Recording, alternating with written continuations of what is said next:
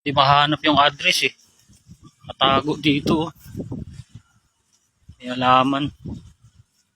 Dito lang pala. Tapat ni Federico. Itong parcel na to, bayad na. Doon ako pupunta.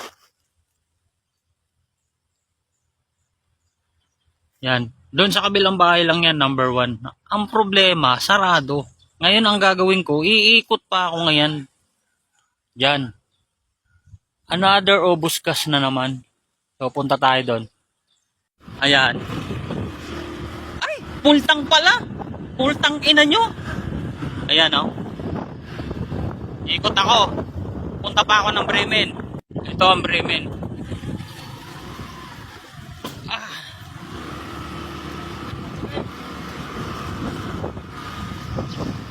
Virgin, ayan. Sa dulo tayo ngayon pupunta. At ito na siya. Yan.